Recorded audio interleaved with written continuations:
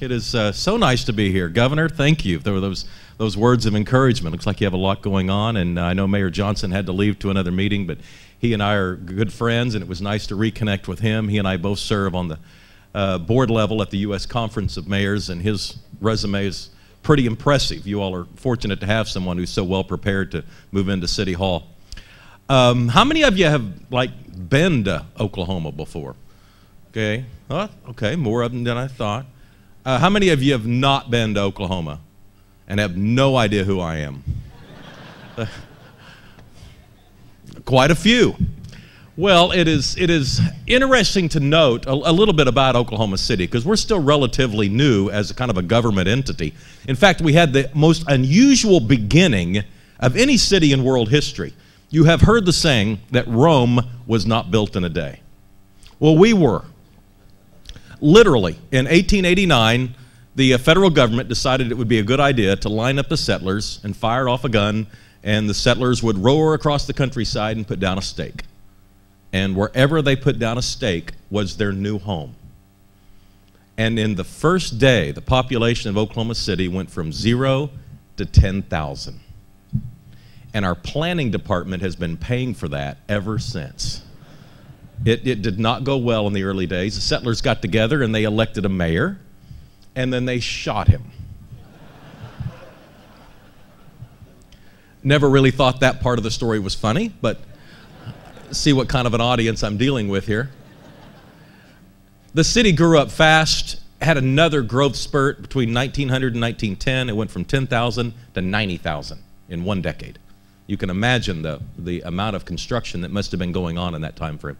From there on, our economy kind of reflected the energy industry, because oil was discovered in Oklahoma City in 1928. And so our economy kind of went with the energy industry. When it was good, things were good. And when it was bad, things were really bad.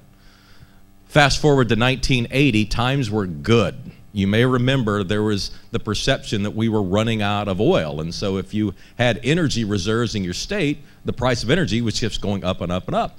And the president was wearing a sweater around the White House, and there was this perception, and political turmoil in the Middle East all led everyone to come to the conclusion that oil was running out, we were going to have to conserve, and the price of energy was never going to retreat. And then came that dark day in Oklahoma's history of July 5th, 1982, when we had a bank fail. And before the decade was over, 200 more banks had failed in the state of Oklahoma. 200 banks. And keep in mind, a bank had not failed in a generation in Oklahoma, but 200 banks, just one after another, just a series of dominoes. Well, the energy industry had tanked. Our banking industry was in shambles. Our real estate market had cratered, and Oklahoma City was about as bleak a place as you could find for a lot of the 1980s and early 1990s. It got so bad that the leadership of the city decided that they had to come up with some sort of economic development plan to try and create jobs in Oklahoma City. And so along came in the early 1990s an opportunity from United Airlines. Now, United Airlines at the time was going to build this maintenance facility, and this was the granddaddy of economic development opportunities. 5,000 jobs minimum, maybe as many as 8,000 jobs.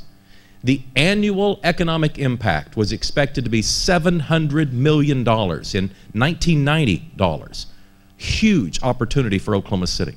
Realizing that this was what we'd been waiting for, we put tens of millions of dollars into an incentive package. We even went to the voters of Oklahoma City and asked them to vote a tax, a penny on the dollar sales tax, if we could use that money to build the facility for United Airlines, with the idea that they would bring in the jobs.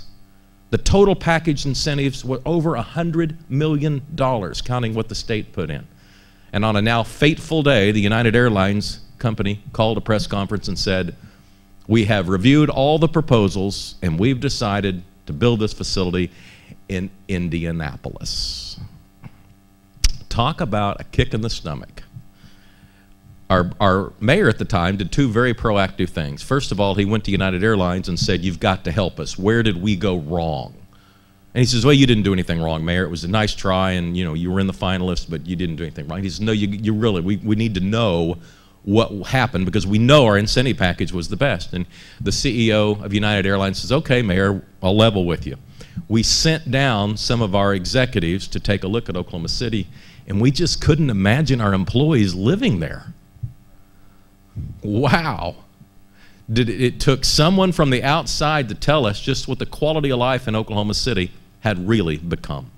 We kind of knew that we'd lost a generation of leadership. In fact, if you're my age and you grew up in Oklahoma City, chances are you're not there today.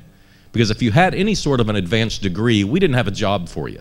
Today you're in Jackson or Dallas or Tokyo or New York, but you're probably not in Oklahoma City. We had lost a generation of leadership. And now we had lost this incredible economic development opportunity as well. So the mayor did the second proactive thing. He went to Indianapolis and took a look around. And what he saw was they'd invested in quality of life amenities. They had created a city where people wanted to be. You see, there was this paradigm shift in kind of the American economy. Prior to the 1980s, the perception was that people chased jobs. So if you created a factory and there were jobs there, people moved to where the jobs were. And that's how cities grew. The paradigm was starting to shift. People were suddenly starting to become a little choosier about where they chose to live. People were living where they wanted to live, and the jobs were going to the people. United Airlines saw that in Indianapolis. And suddenly, the mayor at the time, a man named Ron Norick, saw that too. So what he did was he went back to the drawing board. He realized the citizens were willing to tax themselves for something better. What if we decided to tax themselves for us? And so he came up with an initiative called MAPS, Metropolitan Area Projects. And it was generally some infrastructure investments, all revolving around quality of life. It was some help for our convention center, a better performing arts center. We built a ballpark in our entertainment district. We built a canal like San Antonio's through our entertainment district. Put some money in for horse shows and some transportation. We even put water in the river. Now I know in Jackson that may sound like a weird idea because you have a river with real water. But in Oklahoma City, we didn't. We had this huge ditch that the grown-ups called the river. And what happened was in 1923, the river had flooded, once in the spring and once in the fall, and our leadership went to the Corps of Engineers and said, you've got to help us. You've got to keep that river from flooding. Well, they did. They took all the water out of it, never to flood again. In fact, the city of Oklahoma City had a line item in its budget to mow the river twice a year. Well, with MAPS, we built 3 dams and put water in it. It's 7.5 miles of navigable waterway now and development opportunities on both sides, 15 miles of waterfront development. It's a great idea. Well, MAPS passed with a 54% majority in December of 1993. Today, you can't find anyone that admitted they voted against it because it changed everything. For the first time, our citizens kind of had a plan and they could see what the city was trying to do. And so the projects were, in the planning stages, and because we don't bond it out, we collect the money and there's no debt. It takes us a while to build it. And so things were percolating in the mid-1990s.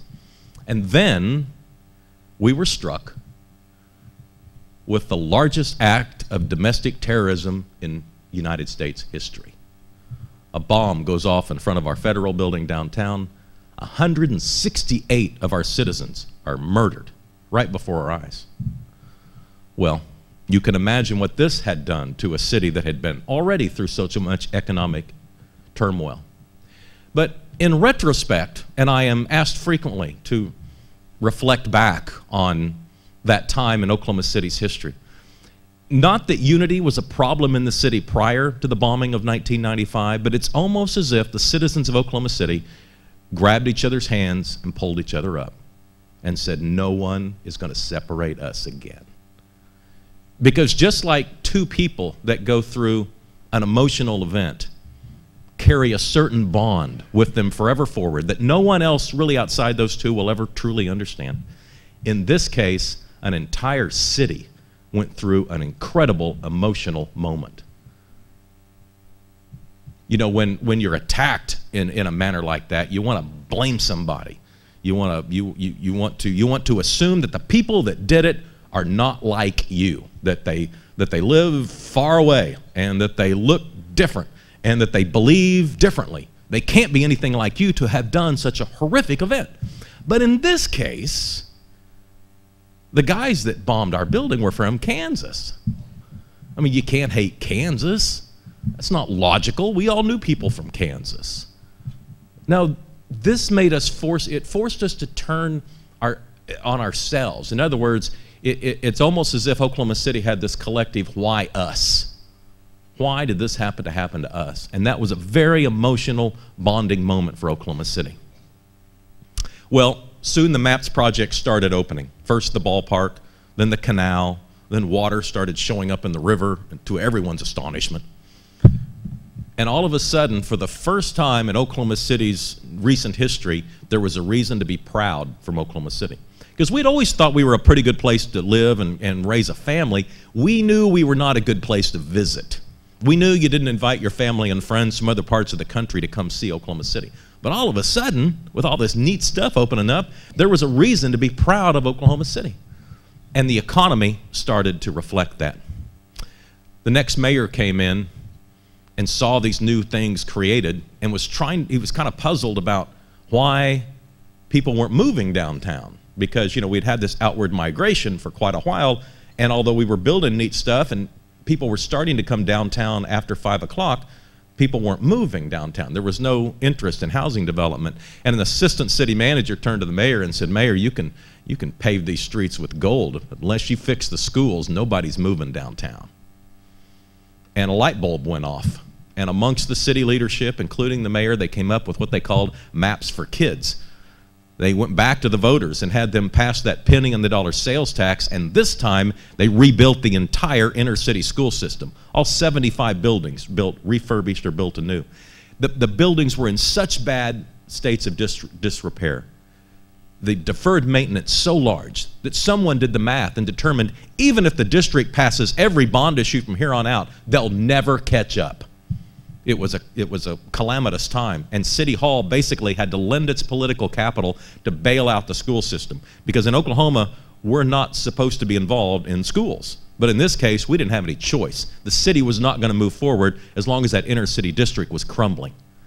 And sure enough, when we started going into the schools, at one point we took out some lockers and the wall fell down. I mean, the lockers were holding up the wall in one of our inner city school systems. Well, by now, we have refurbished or rebuilt all 75 buildings in the district, and so you can imagine the investment that's going on in 75 different neighborhoods. Many of these neighborhoods had not had any investment, a new investment, in a long, long time. In 2007, we started showing up on the lists. You know what, the list, it seems like magazines like to rank cities, about best city to do this, best city to do that, and Oklahoma City starts showing up on these best lists, and by then, there had been this collective lapse of judgment, and our citizens had elected me mayor. And so I'm suddenly seeing Oklahoma City starting to show up on some of these positive lists, and we'd never been on any positive list before that I knew of. But there we were, best place to get a job, best place to start a business. We weren't at the top of the list, but at least we were on the list. That was a big deal. And so I was out talking about it. And then came out the list of the most obese cities in the country. And there we were. Now, I like to point out we were on that list with a lot of really cool places. We were on that list with, Houston and Dallas and Miami and New Orleans, cities that you're not typically embarrassed to be associated with, but nonetheless, it embarrassed us. And we started an awareness campaign about obesity because we figured, as a community, we're just not talking about this. And we took that into our next round of infrastructure projects. So when it came time for MAPS 3, we designed MAPS 3 to not only build things like a new convention center and a new downtown streetcar system, but also some quality of life amenities that involved health, like a brand new Central Park that would go downtown, new senior health and wellness centers, new jogging paths and sidewalks. And so the idea was to try and figure out how we could create an infrastructure that was healthier for our citizens. You see, Oklahoma City was a great place if you happened to be a car.